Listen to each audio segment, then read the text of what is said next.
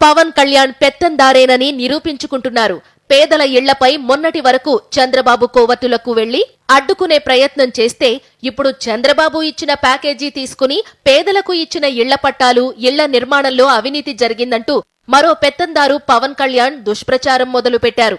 రాష్ట్రంలో సొంతిల్లు లేని పేదలు ఉండకూడదన్న లక్ష్యంతో 31 లక్షల ఇళ్ల స్థలాలు ఇచ్చింది సీఎం వైఎస్ జగన్ ప్రభుత్వం. గతంలో చంద్రబాబు పేదలకు ఇళ్ల నిర్మాణం పేరుతో ప్రచారం తప్ప వాస్తవంగా లబ్ధిదారులకు ఇళ్లను అందించిన దాఖలాలు లేవు.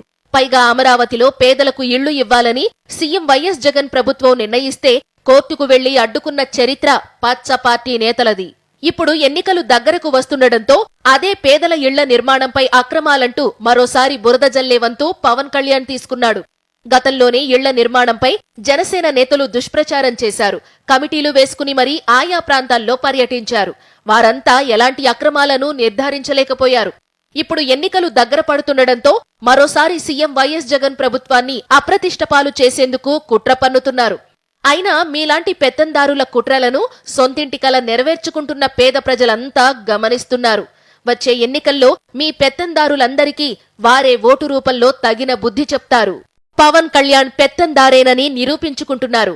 పేదల ఇళ్లపై మొన్నటి వరకు చంద్రబాబు కోవర్టులకు వెళ్లి అడ్డుకునే ప్రయత్నం చేస్తే ఇప్పుడు చంద్రబాబు ఇచ్చిన ప్యాకేజీ తీసుకుని పేదలకు ఇచ్చిన ఇళ్ల పట్టాలు, ఇళ్ల నిర్మాణంలో అవినీతి జరిగిందంటూ మరో పెత్తందారు పవన్ కళ్యాణ్ దుష్ప్రచారం మొదలుపెట్టారు. రాష్ట్రంలో సొంతిల్లు లేని పేదలు ఉండకూడదన్న లక్ష్యంతో 31 లక్షల ఇళ్ల స్థలాలు ఇచ్చింది సీఎం వైఎస్ జగన్ ప్రభుత్వం.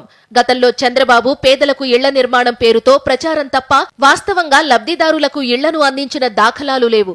పైగా అమరావతిలో పేదలకు ఇళ్లు ఇవ్వాలని సీఎం వైఎస్ జగన్ ప్రభుత్వం నిర్ణయిస్తే కోర్టుకు వెళ్లి అడ్డుకున్న చరిత్ర పచ్చ పార్టీ నేతలది. ఇప్పుడు ఎన్నికలు దగ్గరకు వస్తుండటంతో అదే పేదల ఇళ్ల నిర్మాణంపై అక్రమాలంటూ మరోసారి బురద జల్లే వంతు పవన్ కళ్యాణ్ తీసుకున్నాడు. గతంలోనే ఇళ్ల నిర్మాణంపై జనసేన నేతలు దుష్ప్రచారం చేశారు. కమిటీలు వేసుకుని మరీ ఆయా ప్రాంతాల్లో పర్యటించారు. వారంతా ఎలాంటి అక్రమాలను నిర్ధారించలేకపోయారు. ఇప్పుడు ఎన్నికలు దగ్గర పడుతుండటంతో మరోసారి సీఎం వైఎస్ జగన్ ప్రభుత్వాన్ని అప్రతిష్టపాలు చేసేందుకు కుట్ర పన్నుతున్నారు. అయినా మీలాంటి పెత్తందారుల కుట్రలను సొంతింటి కల నెరవేర్చుకుంటున్న పేద ప్రజలంతా గమనిస్తున్నారు. వచ్చే ఎన్నికల్లో మీ పెత్తందారులందరికీ వారే ఓటు రూపంలో తగిన బుద్ధి చెప్తారు.